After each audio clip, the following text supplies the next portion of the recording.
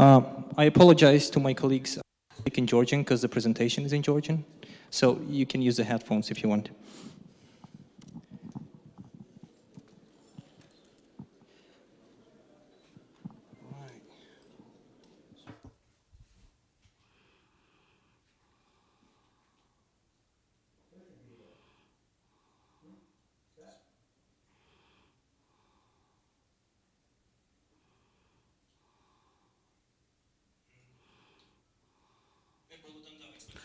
I'll start my presentation from and you can upload me from the very beginning.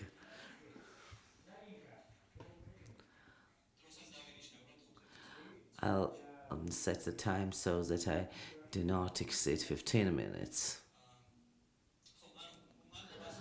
Thank you very much for coming. But at the same time, 27th of November is the so-called Thanksgiving Day. So for me, entire November is the Thanksgiving month.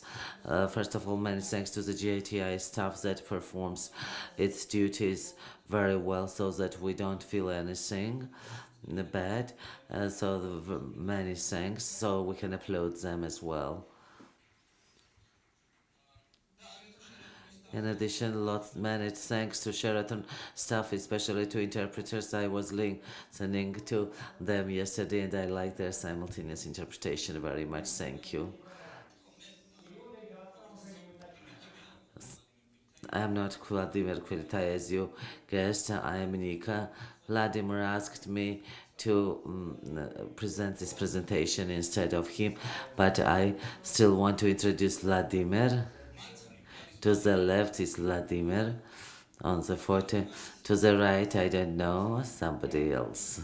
But please know him. This is Lado, our general director, genius director. Today I'll try not to sell anything to you. I will speak on our ideas, on the ideas of Cisco and our ideas and what can we apply from this idea. George Bernard Shaw said that if you have two apples and you exchange these apples, you still have one apple, but if you have ideas and you exchange these ideas, now you'll have two ideas each. So I want to tell you my idea. Yesterday I received such a message on my phone and I was very happy to see this. I think everybody would be happy to see this message. This is how to switch off the text for advertisements from Makti Bilan and Geocell text. Will you be happy not to have these messages on your phones? Yes. Do you want to know how to do that? This is how you can do it. Very easy, and your no advertisement text will bother you anymore, and you can do it. And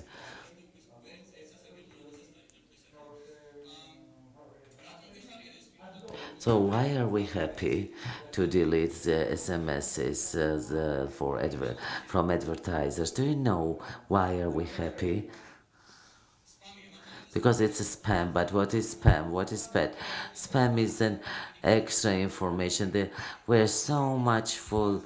Our brains are so much burdened with information, and they are actually adding to this burden some more pieces of information. And it's around 20 years that our global network exists. I will call it a cloud, and it has increased up to 2.8 zettabytes during these years. We have a big cloud with huge information, and we're tired of this information. If you imagine how much information do we have physically, you can imagine it in the iPad. If we take 70 gigabyte iPad and start copying the cloud, it will you will need 43,750,000,000 iPads. So imagine this is a big Chinese wall made of iPads. So this is the amount of information that currently exists in internet. Of course, the volume of information in internet is increasing, and but 90% of the Earth is already covered by mobile communication, and by means of such telephones we can connect to 2.8 zettabytes of information. I think this is a great achievement. Now, what is the next logical step? I personally, this takes my roof away, if I may say it this way. So it is the Internet of everything. Earlier it was called the Internet of Things. What does it mean? That we're starting connecting physical universe to Internet. So it means that the Earth will have certain let's call it an article net. So the Earth will have an article that will be connected to internet. So I invented this term article net. So what does it mean? That the cars, be it washing machine or vehicles, animals, buildings, plants, soil, everything will be connected to internet, even the people. For example, my child was born already connected to internet. It is Lila who plays with routers from the age of 1, and I think she is already connected, in my opinion. Now, what are we achieving by doing that, and how? I, as a technologist, first of all want to know what shall I do to make the chair on which the gentleman is sitting is connected to internet. If we have an article, let's assign certain identity to this article. What does it mean? That we shall be able to distinguish this chair from all other chairs in the world. So this chair shall have an identity that can be written as an RFID chip. It has to be connected to the outer world with Wi-Fi technology, for example. So you see a small chip on the finger, which the price of which is the cost of which is 1.5 lari, which is quite cheap. In addition, this chair needs organs of senses. The chair shall feel when somebody sits on that, and it would be better if the chair is able to identify who is sitting on this table. If for example, if people have ID card, for example our satanistic ID cards, the chair will guess that Nika is sitting on this chair, and on my telephone I will know that somebody who with this name is sitting on this chair. Very good, I like that.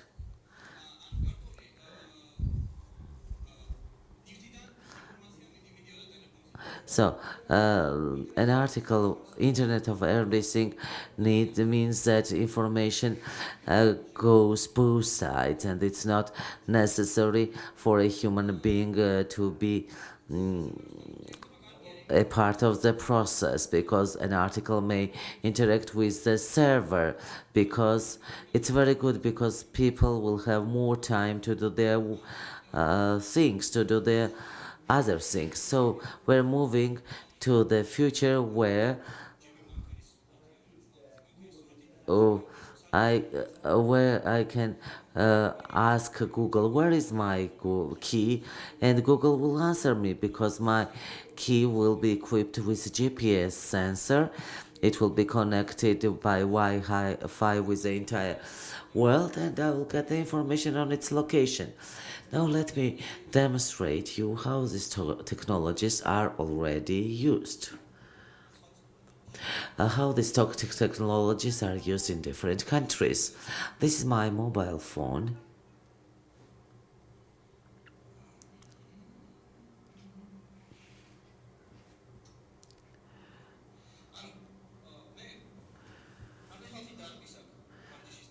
how many people are jogging here in the morning just to exercise?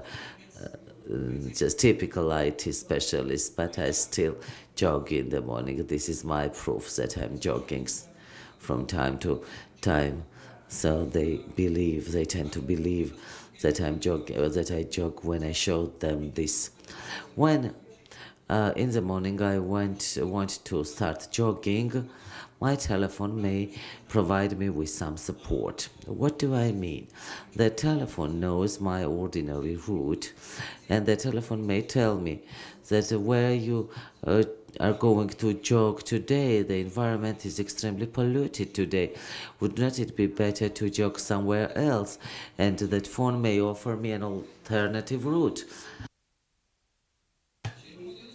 And this info can be retrieved from the Tbilisi municipality, that would be good, or from my friends who are jogging in a neighborhood. At the same time, my telephone may tell me, today the city is very polluted, and don't go to your workplace by car, and in exchange you'll get some points from me. I'll give you 20 points if you don't use car at all, and I'll give you 10 points if you share your car with somebody else. And but these 10 points are good for example, cinema ticket. This already works in Barcelona. For different routes, I will receive certain number of points, which is very good. If I decide to take a ride, to take with somebody else by car, so I'll ask who are using the same route, and Natia, Jondo, and Ramazi, and some stars are appointed to them depending on their driving skills and on the level of their aggression. As it's seen here, Natia is the most aggressive. Why? If I choose Natia, you will see her car. Nadia has a very fast Ferrari, and she will drive me to my house in as short as 16 minutes. So, and here is Nadia's car's photo, and it will reduce. I will pollute my city less, and it is very good. But what David Nemanja, our mayor, is seeing at this moment? Of course, our government has no minuses, no shortcomings, but still, the problem lies in the fact that people do not have appropriate tools to do good things, and not in their unwillingness to do something good. So let's look at Barcelona. This is one of the Barcelona districts, and let's look at the pollution statistics. The sensors show us pollution level in real time, but we also see aggregated data. I saw that everything was okay during the months, but in the end of the months, contamination or pollution has increased. So I may go here and see that today everything is very much polluted. So at this moment, the municipality server automatically or manually switch on the incentives program. So how much money does municipality spend to assign some free points to individuals? That will lead to the reduction of in pollution. So we see the trend. How much money will the municipality spend during the day? Municipality may not want to spend much money, and it will push the buttons and say, let's reduce the number of points let's reduce it to 10 for the usage of public transport or ride sharing, and we will reduce our costs, but still we will have some incentives to improve environmental conditions, so to reduce pollution. What do we need for that to happen? We need sensors. It is not necessary for the municipality to buy the sensors. Even individuals can buy sensors and install them on their balconies. The second question is about the consumption of electricity in the city. We have certain statistics on the consumption, and if we see that there will be a power outage at 7 o'clock, so we see that demand on electricity will be quite high in view of the low temperature, the low ambient temperature, and rush hour. So we'll have to switch on certain incentives. Let's tell to citizens, please spend less energy, and we'll assign some points to you. And it's very good that everything is transformed into a kind of a game, into a play. People like games, and no, but and if electricity consumption goes low, then there will be no need to switch off the power stations to save the energy. Now, what can businesses do? Businesses can tell their staff, please switch on the telephones and electricity only after you go to your workplace. You see, if we switch it off, we see consumption is decreased considerably, and who is spending most money in the organization? What is the main electricity consumer? What applies? It is a data center. I think, yes, I heard your answer, and there are a lot of racks, and we have a lot of equipment. We can suggest that 2 racks are off. So we consolidate, and you see this virtual equipment that are in the left racks. And if 3 racks are off, if power off from 3 racks, the consumption decreases, and our company does that. This is the sensor that we can procure ourselves. I procured it myself. I purchased it. And this sensor measures temperature, the air pollution in your house, in your balcony, and so on. And this information might be stored afterwards. And the parking problem, I think it's a great problem in Tbilisi, in Georgia, everywhere. What can we do for parking? This is the city, the sizes of Tbilisi, and it was very difficult for him to find a parking lot, a parking place somewhere. And he has a special software on the mobile phone, and the software answers. If you ask a software where you are, if you tell the software where you are going, the software answers which parking, where is the empty place, and where is the room in the parking lot. The sensor is installed in the road. It's a very cheap sensor, and when you park this car above the sensor, it communicates this information to your software, and everybody is satisfied, because the business is satisfied, the customer is satisfied, this restaurant, for example, is happy because they know, and they know that they don't lose the customers, the clients. Till 2020, we will have had 37 billion new wedges, new objects, and you have to deal with different objects that are connected to the internet. It's very difficult, but it's inevitable.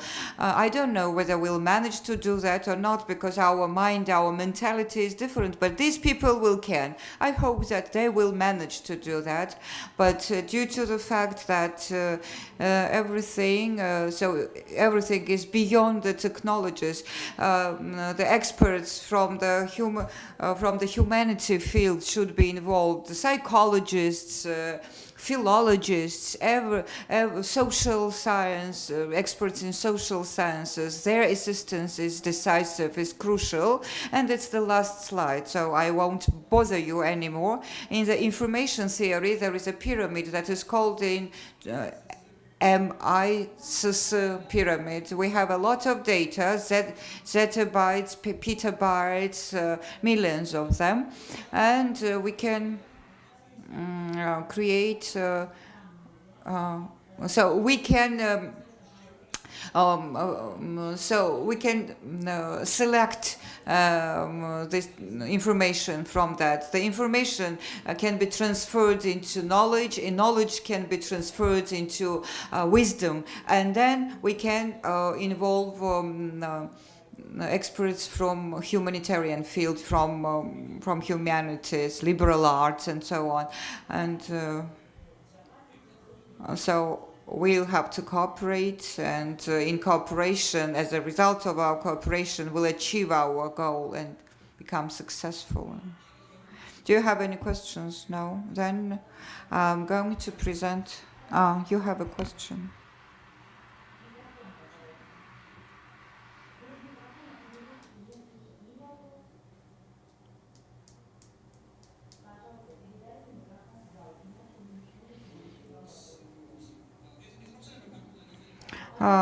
We do have my presentation in Georgia, and they also have the video copy of this presentation. You can ask them, and they will provide you with this video presentation.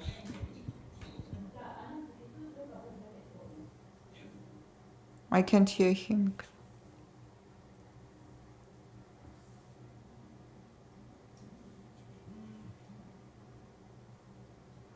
He's talking about the League Academy of Science, but I can't hear him.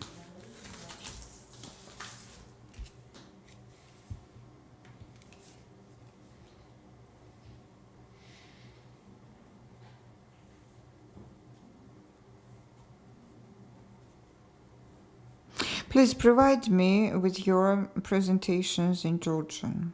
I need it for my own presentation that I'm going to make at the Academy of Sciences.